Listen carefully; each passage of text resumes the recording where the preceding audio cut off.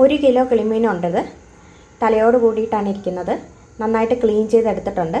ഇനി ഇതിനെ ചെറിയ ചെറിയ കഷ്ണങ്ങളായിട്ട് മുറിച്ചെടുക്കുന്നുണ്ട്. കിളിമീനെല്ലാം നല്ലതുപോലെ കഴുകി ചെറിയ കഷ്ണങ്ങളായിട്ട് മുറിച്ചെടുത്തിട്ടുണ്ട്. ഇതിൻ്റെ തല ഞാൻ മാറ്റിയിട്ട് വേറൊരു പാത്രത്തിലാക്കി വെച്ചിട്ടുണ്ട്. ഇതിനെ സെപ്പറേറ്റ് മാരിനേറ്റ് ചെയ്ത് വയ്ക്കാം. 1 കിലോ കിളിമീൻ്റെ തലയാണ്, 11 എണ്ണം ഉണ്ടത്.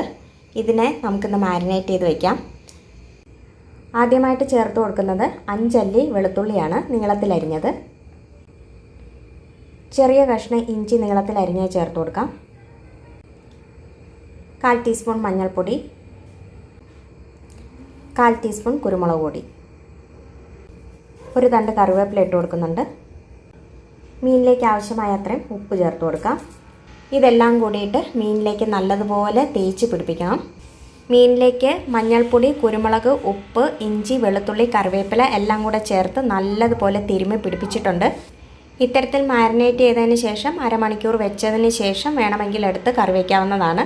ഉടനെ കറി വയ്ക്കുന്നില്ല, അടുത്ത ദിവസമൊക്കെയാണ് എടുത്ത് കറി വയ്ക്കുന്നതെങ്കിൽ ഇതിന് ഒരു എയർ ടൈറ്റ് ആയിട്ടുള്ള ഒരു കണ്ടെയ്നറിലേക്ക് എടുത്ത് വെച്ചതിന് ശേഷം ഫ്രീസറിൽ സൂക്ഷിച്ചാൽ മതിയാകും.